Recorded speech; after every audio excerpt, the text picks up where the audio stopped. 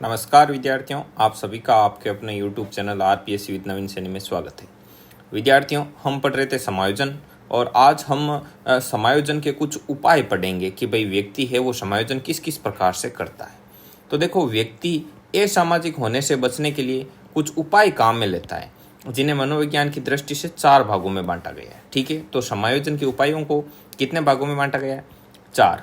प्रत्यक्ष, अप्रत्यक्ष, क्षतिपूरक और आक्रामक उपाय। तो अब नंबर 1 आता है प्रत्यक्ष उपाय। तो प्रत्यक्ष उपाय कौन सा है कि जब कोई भी व्यक्ति इन उपायों को काम में लेता है तो दूसरे व्यक्तियों को स्वतः जानकारी हो जाती है। तो देखो भाई, समायोजन बहुत जरूरी है। यदि व्यक्ति समय पर समायोजित ना हो तो उसके पागल तक होने की संभावना रहती है। तो अब व्यक्ति क्या करता है? समायोजित होने के लिए कुछ उपाय काम में लेता है। तो वो उपाय 4 प्रकार के हैं: प्रत्यक्ष, अप्रत्यक्ष, क्षतिपूरक, आक्रामक उपाय। तो अब प्रत्यक्ष उपाय किसे कहते हैं कि जब वही वो व्यक्ति उस प्रत्यक्ष उपाय से समायोजित होने की कोशिश करेगा तो बाकी लोगों को पता चलेगा। कैसे? प्रत्यक्ष उपाय का पहला उदाहरण है बाधा निवारण। बाधा निवारण किसे कहते हैं? जब भी किसी व्यक्ति को लगता है कि उसके कार्यों में बाधा आ रही है तो वे इस तरह के उपाय काम में लेता है जिससे उसको कोई मानसिक शांति मिलती हो। ठीक है, सामान्यतः ये व्यवहार अंधविश्वास की श्रेणी में आते हैं, परंतु ये आवश्यक है। ठीक है, जैसे काला टीका लगाना, गले में काला धागा बांधना, गाड़ी के आगे जूता लटकाना। तो इससे क्या होता है? व्यक्ति को खुद को मानसिक शांति मिलती है। ये हालांकि अंधविश्वास की श्रेणी में आते हैं, लेकिन ये बहुत बहुत ही हेल्पफुल है, आवश्यक है। इससे व्यक्ति एक बार के लिए समायोजित हो जाता है। समझ में आई बात?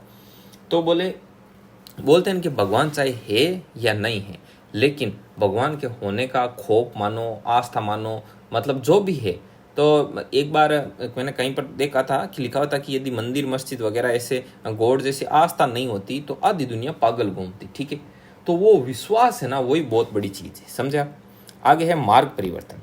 जब एक व्यक्ति किसी एक कार्य में सफल नहीं होता है तो वह कार्य करने का तरीका या रास्ता बदल लेता है, उसको नए सिरे से कार्य करते हुए सफलता प्राप्त करता है। जैसे स्वाध्याय से सफलता नहीं मिलने पर वो क्या करेगा? कोचिंग का सहारा लेगा। शिक्षक नहीं बन पाने पर वो पुलिस बन जाएगा। तो इस तरह से वो अपने आप को क्या कर लेता है? समायोजित कर लेता है। ठीक है, ये होता है मार्ग परिवर्तन। सेम फील्ड में अब लक्ष्य और प्रतिस्थापन। जब कोई व्यक्ति किसी बड़े लक्ष्य को लेकर कार्य करता है परंतु बार बार प्रयास करने पर भी सफल नहीं हो पाता है तो वह उसे छोड़कर वे उसी प्रकृति का छोटा लक्ष्य अपनाकर उसमें सफल होते हुए शांति प्राप्त कर लेता है। जैसे प्रथम श्रेणी शिक्षक भर्ती में असफल व्यक्ति तृतीय श्रेणी शिक्षक में सफलता प्राप्त करके संतोष कर लेता है कि मेरा फर्स्ट ग्रेड में नहीं हुआ तो क्या हुआ, मैं थर्ड ग्रेड टीचर तो बन गया, आखिर बनना मुझे शिक्षक था और मैं शिक्षक बन गया। तो इसे बोलते हैं लक्ष्य प्रतिस्थापन। ये सेम फील्ड में होता है, जैसे शिक्षक का शिक्षक में ही होगा। ठीक है, तो शिक्षा से जुड़ा हुआ है तो वापस शिक्षा में होगा। इस प्रतिस्थापन को बोलते हैं लक्ष्य प्रतिस्थापन। ठीक है, और मार्ग परिवर्तन है वो अदर फील्ड में हो जाता है, जैसे शिक्षक नहीं बन पाने पर वो पुलिस बन गया, स्वाध्याय से कोचिंग नहीं मतलब सफल नहीं हुआ तो वो कोचिंग कर लेगा। ऐसे अगला है निष्कर्ष या निर्णय। जब व्यक्ति किसी द्वंद्व में होता है, मतलब द्वंद्व में फंस जाता है कि भाई ये करूं वे करूं, तब इसका उपाय किया जाता है, उपयोग किया जाता है। ठीक है, एवं उपस्थित परिस्थितियों में से उचित परिस्थिति को चुनने का निर्णय लेता है। ठीक है, जैसे 1 तारीख को शिक्षक भर्ती एवं रेलवे भर्ती की परीक्षा होने पर वह उसको चुनता है जिसमें उसकी तैयारी अच्छी हो। तो ये निष्कर्ष या निर्णय लेता है, ये भी बहुत जरूरी है। यदि टाइम पर निर्णय ना ले और वो कुसमायोजित हो जाए तो ये भी एक बहुत बड़ी दिक्कत हो सकती है। तो इस समय वो निष्कर्ष या निर्णय पद्धति का उपयोग करता है। जब वो द्वंद्व में होता है तब वो क्या करता है? इस उपाय का उपयोग करता है, निष्कर्ष या निर्णय वाले का, और उपस्थित परिस्थितियों में से उचित परिस्थिति का चुनने का वो निर्णय लेता है। ठीक है, तो ये निष्कर्ष या निर्णय आ जाएगा। अब क्वेश्चन कैसे आएगा? क्वेश्चन ऐसे आएगा कि एक व्यक्ति जो एक विद्यार्थी है वो प्रथम श्रेणी शिक्षक भर्ती में सफल नहीं हो पाया और उसके बाद में वो तृतीय श्रेणी शिक्षक बनकर ही अपने मन में संतोष धारण कर लेता है। तो ये कौन सा उपाय है? तो ये प्रत्यक्ष उपाय है, और प्रत्यक्ष उपाय का भी लक्ष्य प्रतिस्थापन है। समझ में आई बात? ऐसे आएगी। अगला है अप्रत्यक्ष उपाय।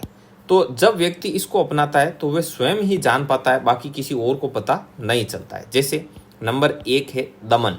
जब एक व्यक्ति अपनी प्रबल इच्छाओं को दबाकर समायोजन करता है तो इसे बोलते हैं दमन। जैसे एक मधुमेह का रोगी मीठा खाने से परहेज करता है, उसको बोलते हैं कि लो आइसक्रीम खाओ, कि यार आइसक्रीम तो क्या, आइसक्रीम बच्चे खाते हैं, हम थोड़ी खाते हैं। ठीक है, तो वो उसके इच्छा बहुत है लेकिन वो क्या कर रहा है? दबा रहा है। क्यों? क्योंकि उसे क्या है? मधुमेह है। समझ में आई बात? तो ये होता है दमन। एक होता है नकारना। जब एक व्यक्ति अपने आप को किसी परिस्थिति कार्य के लिए योग्य नहीं मानता तो वह उस परिस्थिति या कार्य को ही नकार देता है। जैसे अब फर्स्ट ग्रेड है, फर्स्ट ग्रेड बनना है, ठीक है, तो वो क्या करता है, अब उसके पास बीएड है, एमए है नहीं, अब उसे पूछेंगे कि आप फर्स्ट ग्रेड का फॉर्म लगा दो, तो वो क्या कहेगा कि अरे यार प्रथम श्रेणी शिक्षक किसको बनना है, थर्ड ग्रेड की नौकरी आराम की नौकरी है, कोई झंझट ना, बात ना, रेस्पॉन्सिबिलिटी ज़्यादा रहती है फर्स्ट ग्रेड में। तो वो क्या कर देता है, नकार देता है कि नहीं नहीं फर्स्ट ग्रेड बनना ही नहीं। समझ में आई बात? तो ये होता है नकारना। अगला है आश्रित होना। इसमें व्यक्ति क्या होता है, किसी दूसरे पर डिपेंड हो जाता है। एक ऐसे डिपेंड नहीं होता जैसे खुद का बड़ा व्यवसाय नहीं होने पर किसी व्यक्ति के व्यवसाय में संलग्न हो जाएगा, ठीक है, उसके छोटा मोटा काम करना शुरू कर देगा और फिर ऐसे अपने आप में से परफेक्टनेस फील करेगा कि देखो मैं इतना दौड़ रहा हूँ तो ये बिजनेस इतना चल रहा है, ठीक है। ऐसा अपने आम समाज में भी देखने को मिल जाएगा। जब एक व्यक्ति अपने स्वयं के बल या मेहनत से सफल नहीं हो पाता है तो वह अपने आप को दूसरे पर आश्रित कर लेता है और सफल होने का प्रयास करते हुए संतोष की प्राप्ति करता है। जैसे बार बार अपने व्यवसाय में असफल व्यक्ति अपने आप को दूसरे व्यवसाय या कार्यों में संलग्न कर लेता है और संतोष प्राप्त करता है, ठीक है, दूसरे के व्यवसाय, ठीक हो। जैसे अब खुद बस खरीदना चाहता था, खुद के पास बस खरीदने जितने पैसे हैं नहीं, तो वो क्या करेगा, किसी बस वाले के रह जाएगा वहाँ पे, ठीक है, उसकी बस चलाएगा, कंडक्टर वगैरह ऊपर सापर का वो काम वगैरह करेगा, या उसके 2-3 बसें होगी तो उसकी देख रेख करते हुए उसके बाद में उसकी गाड़ी में बैठेगा, उठेगा, फुला हुआ महसूस करेगा, ठीक है। तो ये आश्रित होना होता है, ठीक है। आगे बढ़ते हैं। अगला है अन्यारोपण। अन्यारोपण क्या है, जब कोई व्यक्ति किसी व्यक्ति से बहुत स्नेह या किसी कार्य के प्रति लगाव रखता है तो व्यक्ति या कार्य की अनुपस्थिति में वे उससे संबंधित वस्तुओं पर अपना स्नेह प्रकट करता है। जैसे अब कोई बच्चा है तो वो क्या करेगा, उसके पापा हैं, ठीक है, तो वो पापा बाहर गए हुए, तो बच्चे को आदत है कि वो सोता है तो पापा के साथ ही सोता है, तो वो क्या करेगा, पापा नहीं रहेंगे तो उनके क्या करेगा, उनके जो कपड़े होंगे उनका शर्ट लेके ही सो जाएगा, ठीक है। तो इसे बोलते हैं अन्यारोपण। या फिर देखो पति के परदेश जाने पर पत्नी उसके कपड़ों को देखकर ही खुश हो जाती है, तो ये आता है अन्यारोपण में। आगे बात समझ। अगला है प्रक्षेपण। प्रक्षेपण क्या होता है कि जब व्यक्ति अपनी स्वयं की गलती या कमी को दूसरों पर आरोपित करते हुए समायोजन करता है। यह मुख्यतः किशोरावस्था का गुण है। प्रक्षेपण का मतलब दूसरे पर प्रक्षेपित कर देना, थोप देना। जैसे नाचने जाने आंगन टेढ़ा, नाचना आता नहीं बोल रहा कि आंगन टेढ़ा है, ठीक है, तो मतलब अगले में कमी निकाल देना। समझ में आई बात? तो इसे प्रक्षेपण बोलते हैं। अगला है प्रतिगमन। तो ये सभी अप्रत्यक्ष के हैं भाग, ध्यान रखना। प्रतिगमन में होता है कि व्यक्ति वर्तमान परिस्थिति से गमन करता है तथा किसी पूर्व परिस्थिति में जाकर समायोजन करता है, विशेषकर गम या दुख के समय वो उपयोग में लेता है। इसे प्रत्यावर्तन भी कहते हैं। तो ये मोस्ट है, ये ध्यान रखना, प्रतिगमन और प्रत्यावर्तन है वो एक ही चीज है, ठीक है। इसमें क्या होता है कि व्यक्ति क्या करेगा, वर्तमान परिस्थिति से गमन करेगा तथा पूर्व परिस्थिति में जाकर समायोजन कर लेगा। जैसे दुख के समय वो बच्चों की तरह रोता है तो वो पूर्व परिस्थिति में चला गया ना, जब वो छोटा बच्चा था तब वो इसी प्रकार से रोता था, तो वो अब भी ऐसा ही रोकर अपने गम को, दुख को कम करता है। अब देखो ये प्रतिगमन है वो प्रत्यावर्तन दोनों एक हैं, लेकिन अब ये जो मैं बता रहा हूँ ये नया है, ये है प्रत्यागमन। तो इसको स्पेशली ध्यान में रखना। प्रत्यागमन है, इसको पृथक्करण, विस्थापन और पलायन, ये 3 तरह की घटनाएं होती है इसमें, ठीक है। तो ये क्या क्या है, तो प्रत्यागमन परिस्थिति से गमन करते हुए समायोजन करना, यह कहलाता है प्रत्यागमन, मतलब उस परिस्थिति से दूर हो जाना, तो इसे बोलते हैं प्रत्यागमन, ठीक है। इसमें पहला आता है पृथक्करण। तो इसमें क्या करते हैं, कुछ समय के लिए दूर हो जाते हैं। जैसे 2 भाई बहन हैं, वो लड़ लिए, तो वो क्या करेंगे, प्रत्यागमन करेंगे, मतलब परिस्थिति से गमन कर जाएंगे। तो मतलब जैसे लड़ाई हुई, अब लड़ाई की वजह से एक दूसरे रूम में जाके पढ़ लेगा, एक दूसरे रूम में जाके पढ़ लेगा और थोड़ी देर बाद वापस खुश हो जाएंगे। तो ये आता है पृथक्करण में। विस्थापन में क्या हो जाता है, मानसिक दूरियां बढ़ा लेते हैं, दूर नहीं जाएंगे लेकिन पास पास ही रहेंगे लेकिन बोलेंगे नहीं, तो ये होता है विस्थापन। और पलायन होता है हमेशा हमेशा के लिए दूर चले जाना। मान लो एक गांव में एक फैमिली रहती है, उसको हर रोज सभी ऐसे ऐसे परेशान करते थे, तो वो क्या करेंगे, समायोजन के लिए वहां से पूरा ही चले जाएंगे। तो ये होता है हमेशा के लिए चले जाना। लोग गाँवों से शहरों की ओर पलायन करते हैं। और 2 मित्रों में विवाद होने पर बातचीत बंद करना, तो बातचीत बंद करना है, ये पृथक्करण की श्रेणी में आता है। कुछ समय के लिए दूर हो जाते हैं, ठीक है। और विस्थापन होता है एक ही जगह पर रहते हुए आपस में बातचीत नहीं करना, ओके। तो ये चीज़ें हैं और ये जरूरी भी है, समझ में आई बात। इनके बिना जो मनुष्य है वो क्या हो सकता है, कुंठित हो सकता है। अगला है युक्तिकरण या औचित्य स्थापन। देखो इसमें क्या होता है, जब किसी व्यक्ति को कोई वस्तु, पद या व्यक्ति की प्राप्ति नहीं हो पाती है और वह उसमें अपना मान सम्मान कम होता हुआ पाता है, महसूस करता है, तो वह उस लक्ष्य में खोट बताकर कोई नया युक्ति संगत विचार दे देता है। जैसे अंगूर खट्टे, मान लो कोई लक्ष्य नहीं मिल रहा है तो उस लक्ष्य में ही खोट बता दो। समझ में आई बात। तो इसे बोलते हैं, मतलब कोई ऐसा मतलब बताओ कि अगले वाले को भी फील हो कि हाँ यार बोल तो ठीक रहा है। जैसे अभी बोले कि तेरा रीट में नहीं हुआ, कि अरे रीट में क्या होता, देख अभी मैं पीछे से लगता तो अभी मुझे डूंगरपुर जाना पड़ता, ठीक है। अब मैं डार्क जोन में 10 साल रहता, कि हाँ यार डार्क जोन में 10 साल रहता, ठीक है। अब मैं डार्क जोन में 10 साल रहता, वहाँ कितनी सैलरी मिलती, कि मान ले यार कि डार्क जोन में 10 साल रहता, शुरुआत में 2 सालों के 5 लाख रुपए और बाद में 8 सालों के कितने मानेगा, एवरेज तू 60,000 सैलरी से मान, तो भी कितने होते हैं, 8 6 से बोलो, ठीक है। तो 60 होते हैं, 12 12 72, 7 20 करके ऐसे पूरा टोटलिंग कर लो कि भाई हाँ यार तू ज़्यादा नहीं 1 करोड़ रुपए कमा लेता। कि अब देख, अब है ना, अभी मैंने ज़मीन ली थी थोड़े दिन पहले मेरे पिताजी ने, अब वो इतने की हो गई, ऐसे बोल देगा, या फिर बोलेगा मैं प्राइवेट में इतना कमाता हूँ तो 2 कोचिंग ऐसे ज्वाइन कर लूँगा, कुछ ऐसे कर रहा हूँ, कुछ ऐसे कर रहा हूँ, तो ऐसा करके मैं 2-3 करोड़ तो यहीं कमा लूँगा, ठीक है। तो ऐसा देगा तो वो सच में बोलेंगे कि हाँ यार फ़ायदा तो है, मतलब अगले को भी ठीक लगे ऐसा उपाय बताता है। तो ये सब आता है इसमें युक्तिकरण या औचित्य स्थापन में, ठीक है। आगे बढ़ते हैं। अगला है शोधन, मार्गांतिकरण या शुद्धिकरण। ये क्या है? जब सामाजिक वातावरण से संबंधित कोई परंपरा हमें पसंद नहीं होती है तो हम लोग उसमें बदलाव कर नवीन परंपरा बना लेते हैं और भविष्य में हम लोग उसे वैसे ही मानने लग जाते हैं। इसे ही शोधन या मार्गांतिकरण कहते हैं। जैसे समाज में छुआछूत का मिटना, ठीक है। तो ये सबसे अच्छा उपाय है। जो ये अपने अप्रत्यक्ष उपाय है ना, उनमें सबसे बेस्ट ये होता है शोधन, मार्गांतिकरण, शुद्धिकरण। ऐसा पूछा हुआ भी एग्जाम में, इसको ध्यान में रखना, ठीक है। शोधन का मतलब संशोधन करके हम शुद्धिकरण कर दिया, मतलब कोई परिभाषा जो कोई था ऐसा रीति रिवाज, ठीक है, कोई परंपरा थी तो उसको क्या कर दिया, संशोधित कर दिया, ठीक है। तो ये इसमें आता है। अगला आता है समन। जब व्यक्ति अपनी इच्छाओं एवं भावों को पूर्ण रूप से दमित करने के स्थान पर क्या करता है, शांत या संतुष्ट करता है एवं मानसिक तनाव से बचता है। जैसे परीक्षा की तैयारी की चिंता के समय किसी एक प्रकार के विषय को पूर्ण संतोष में लाना। जैसे दमन में क्या करते हैं, पूरी की पूरी इच्छाओं को दबा देते हैं, लेकिन इसमें पूरा नहीं दबाते हैं, थोड़ा बहुत उसको दबाकर और शांत संतुष्टि कर लेते हैं। जैसे एग्जाम की बहुत ज़्यादा टेंशन है तो हिंदी को बहुत पढ़ा, 10 दिनों में ऐसे फेवर में लेके आ गया कि देख कुछ भी आए ना आए हिंदी का क्वेश्चन मैं छोड़ूंगा नहीं। तो ये समन में आता है, ठीक है। अब बिस्किट खा नहीं सकता, मधुमेह का रोगी, मीठे होते हैं, तो फीके बिस्किट खा के और ऐसे बोलेगा देख बिस्किट तो मैं खा ही रहा हूँ, बिस्किट अभी बंद नहीं की, तो ये समन होता है। दिवास्वप्न में क्या होता है कि जब एक व्यक्ति कोरी कल्पना करते हुए उस पद या वस्तु के लिए आनंद की प्राप्ति कर लेता है जो उसके लिए अप्राप्य है, तो ये दिवास्वप्न होता है। एक बालक कल्पनाओं में प्रधानाध्यापक बनकर निबंध लिखता है तो ये दिवास्वप्न में आएगा। दिवास्वप्न भी जरूरी है।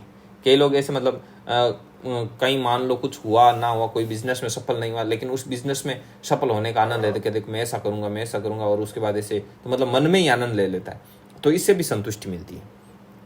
अगला है प्रतिक्रिया निर्माण, विपरीत रचना या मनोरंजन। जब एक व्यक्ति जैसा वास्तव में होता है उससे हटकर अर्थात मौलिकता से परे बनावटी बात करता है या रचना बनाता है, जैसे बगुला भगत। तो जैसे अब मान लो अब वो डॉक्टर है ही नहीं, ठीक है, लेकिन वो क्या करेगा, बनावटी तौर पर वैसी बातें करेगा, वैसी रचना करेगा, मन में मनोरंजन करेगा।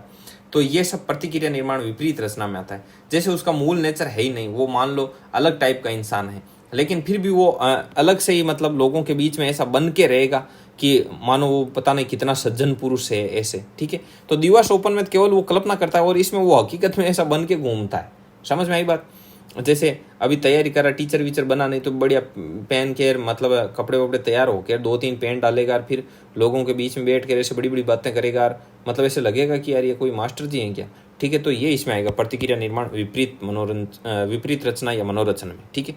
अब इसका एक पार्ट है वो मैंने यहाँ लिखा है। एक होता है आत्मीकरण या तादात्मीकरण। तो ये क्या है, जब एक व्यक्ति अपने आप को किसी एक क्षेत्र में सफल नहीं बना पाता है तो वह किसी ऐसे व्यक्ति के साथ आत्मीकरण कर लेता है जो एक क्षेत्र में असफल रहा परंतु दूसरे क्षेत्र में बहुत बड़ी सफलता हासिल की।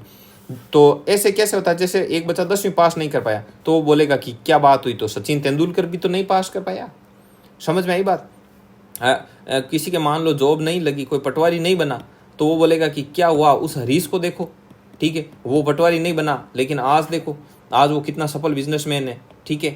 तो इतना बड़ी फैक्ट्रियां हैं उसके, तो क्या हुआ, तो नहीं बना। तो ये चीज होती है आत्मीकरण या तादात्मीकरण। अब आते हैं अपन क्षतिपूरक उपाय पर, ठीक है। तो पहले अपन ने क्या पढ़े थे, प्रत्यक्ष अप्रत्यक्ष, अब पढ़ेंगे क्षतिपूरक उपाय। जब एक व्यक्ति अपनी किसी कमी को पूरी करते हुए जब समायोजन करता है, ये 2 प्रकार से होता है, प्रत्यक्ष क्षतिपूरक, अप्रत्यक्ष क्षतिपूरक। प्रत्यक्ष क्षतिपूरक में क्या करते हैं, जिस क्षेत्र में कमी होती है उसकी पूर्ति उसी क्षेत्र में करने का प्रयास किया जाता है, ठीक है, ये प्रत्यक्ष क्षतिपूरक होता है। जैसे कोई गणित में कमजोर बालक है तो वो गणित में ही अधिक मेहनत करके आवश्यक अंक प्राप्त कर लेगा। यदि वो उसकी हाइट कम है तो ऊंची एड़ी की हिल पहनेगी वो लड़की। तो ये होता है प्रत्यक्ष क्षतिपूरक उपाय। जिस क्षेत्र में कमी है उसकी पूर्ति उसी क्षेत्र में की जाती है। और अप्रत्यक्ष उपाय में क्या किया जाता है, जब जिस क्षेत्र में कमी होती है उसकी पूर्ति उसी क्षेत्र में होना संभव नहीं हो तो वह व्यक्ति दूसरे क्षेत्र में पूर्ति करने का प्रयास करता है। जैसे कोई गणित में कमजोर बालक है तो वो विज्ञान में ज्यादा नंबर लाकर और औसत एवरेज बना लेगा अच्छा खासा, कि ठीक है इसमें कम आ गए तो कोई बात नहीं, मैं इसमें ले लेता हूं। तो ये तो है अप्रत्यक्ष क्षतिपूरक उपाय और ये है प्रत्यक्ष क्षतिपूरक उपाय। आई बात समझ में? इस प्रकार से है। तो ये दोनों हो गए। अगला है आक्रामक उपाय, चौथे नंबर का। तो जब एक व्यक्ति को किसी परिस्थिति के द्वारा क्रोध की प्राप्ति होती है तो वह व्यक्ति क्रोध को शांत करने के लिए जो उपाय काम में लेता है वो आक्रामक उपाय कहलाते हैं। ये भी दो प्रकार के होते हैं, प्रत्यक्ष और अप्रत्यक्ष। जब जो परिस्थिति क्रोध पैदा करती है उसी का मुकाबला करते हुए शांति प्राप्त करें तो प्रत्यक्ष है, और जब किसी क्रोध दिलाने वाली परिस्थिति का मुकाबला करना संभव नहीं हो तो किसी दूसरी परिस्थिति पर क्रोध उतारना। कैसे? जैसे प्रत्यक्ष में तो जैसे दो बालकों के झगड़ा होने पर वो आपस में एक दूसरे को पीटने लगते हैं, और यहाँ पर सास से झगड़ा होने पर सास को पीट नहीं सकती तो बहू है वो रसोई में जाकर बर्तन फेंकेगी।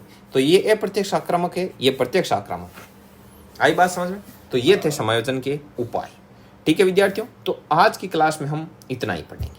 ठीक है, ये सफिशिएंट है आज की क्लास में।